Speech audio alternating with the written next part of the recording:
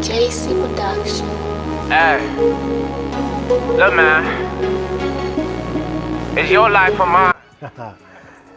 Yes, you guys are here for the drama and the excitement because I still believe the Xbox Series S is better than the PlayStation 5. Let's start discussing. She ain't got good pussy, you can have your hoe. I opened up the safe and it was beautiful. Hey guys, welcome to Drama Central. Welcome to Boardroom, where I tell you why I think the Xbox Series S is a better console right now than the PlayStation 5. Now, a lot of you are probably jumping in and going, yes, you are completely wrong. You don't understand anything about gaming. This is just rubbish. Calm down, guys. Calm down, calm down. Now, I'll tell you this. The PlayStation 5 is a great console, just not for now. I think Sony has built something really good. I do like a lot of features on it. But I'll tell you off the bat, one of the things that has really held a lot of gripe in me is the fact that I've had so many issues with the console. I've had shutdowns, it's just kind of frozen. And yes, some of those have been fixed with updates, but I didn't pay $500 in the holiday period to just go through that whole session. And yeah, I can go on and on about a PlayStation, but I'm here to talk about this bad boy, the Xbox Series S. Now the S here is interesting because it's one of those consoles, even I myself, back then in November, I thought, you know what, I'm going to spend more time on my Xbox Series X. And yes, I do have the X, I do have the S, and I do have the PlayStation 5. But this video, I wanted to think as a regular consumer, not as a reviewer, not as someone who has access to this stuff. Yeah, I got my Xbox from Microsoft, I was able to buy the PlayStation 5 and the Xbox Series S early, but as somebody who's trying to get a console to enjoy the next generation cycle. And let's put it this way, the Xbox Series S fits a lot of things that gamers are looking for. Price point, $350. It's easy and accessible, first off the bat, than the PlayStation 5.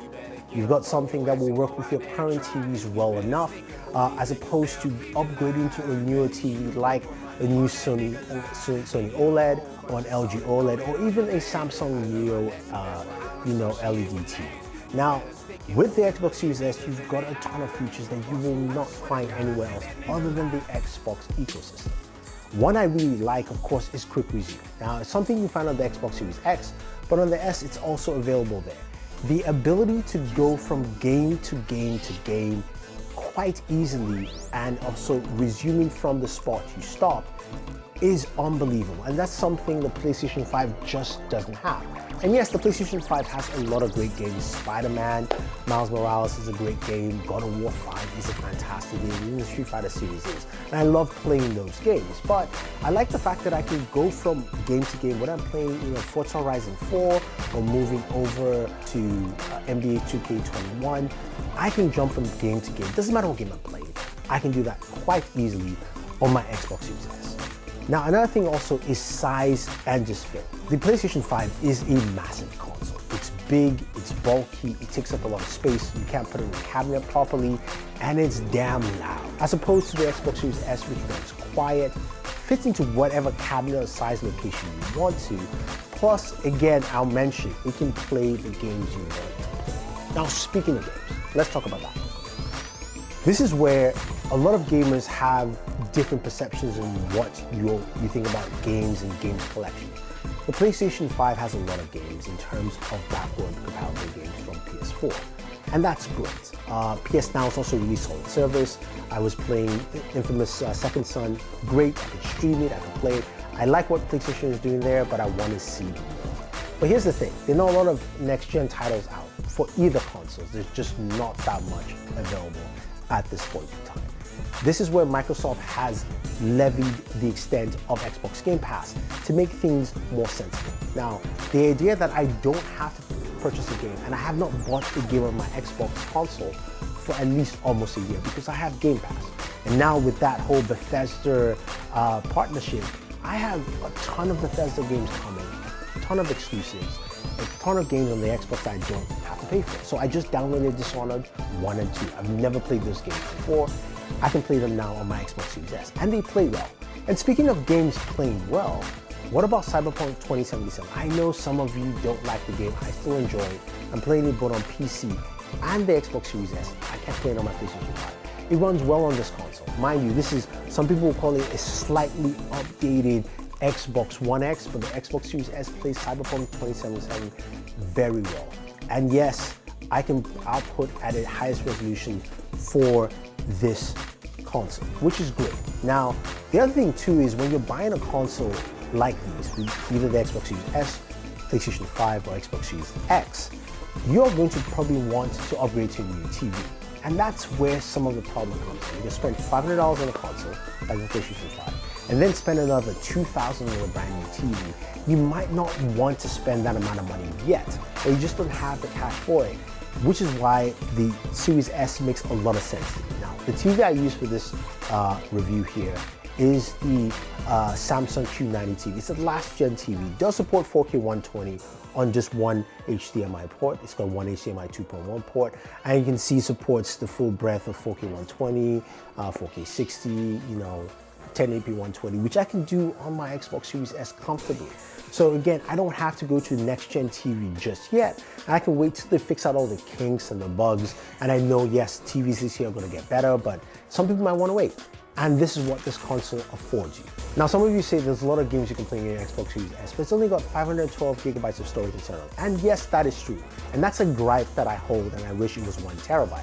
But it is an external storage, and yes, it is expensive, but it allows me to store my games and transfer and carry me on the go, and it runs just as fast.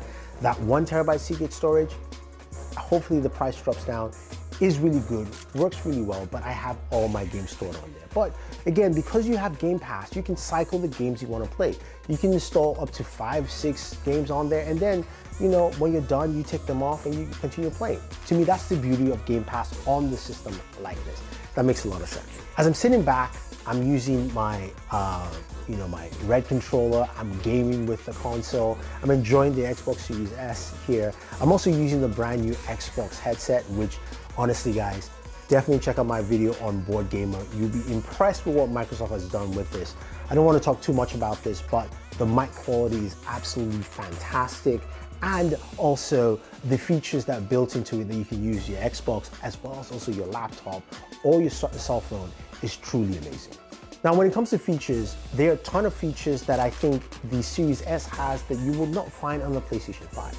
So one of the things that I absolutely love in the console is, I call it the quick start. I can't remember the specific feature name it's called, but the ability to turn off my Xbox Series S, turn it on, and jump right back into the game. You cannot do that on your PlayStation. Those are great features. And again, I am not paying that amount of money. Then you look at the controller. Yes, I have the red controller, I just mentioned it. It's tried and true, it works really well. It runs on AA batteries. Yes, that's kind of annoying, but also actually good. Now, PlayStation 5 owners will tell you the controller is great, it's fantastic, it's a really good controller. The battery life sucks, absolutely sucks, okay? I mean, every time you play a game for a couple of hours, you have to start charging. I'm sorry, I can't live like that as a gamer. It doesn't make any sense. While AA batteries, yes, they're not the best in terms of charging options, but they do last a long period of time. I have not changed my batteries on my Xbox Series S since launch, and it's been over 3 months so far. So you do the math there. I think overall, when you look at where the console generation is at this point in time, remember at this point in time, the Xbox Series S is a clear advantage for a lot of gamers. You've got something that is cheaper to purchase, especially if you tie it in with Xbox Game Pass.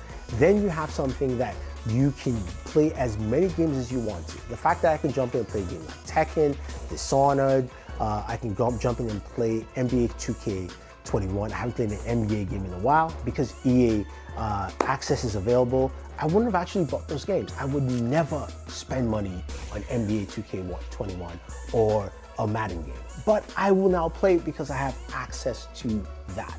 I think that's the beauty of this console. And I think, especially for someone who's not ready to jump or change their TVs, it's absolutely amazing. Now, don't get me wrong, PlayStation 5 has its way and has its time, and it's just not ready yet. We'll see what happens when it comes, and I'll give you my full take on where I think Sony went wrong with the PlayStation 5. But till then, the Xbox Series S is definitely better than the PlayStation 5. So let me know your thoughts. Let's argue. Otherwise, if you want to see more from the Xbox wireless headset, head over to Board Gamer and check that video out. And always enjoy your entertainment.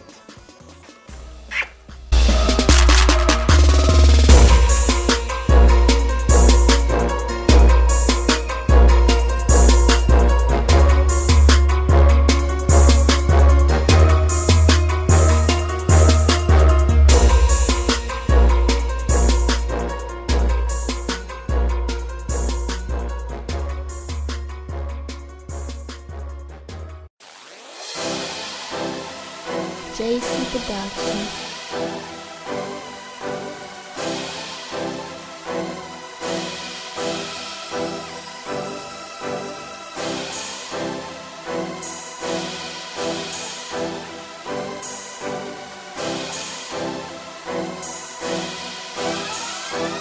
JC Production.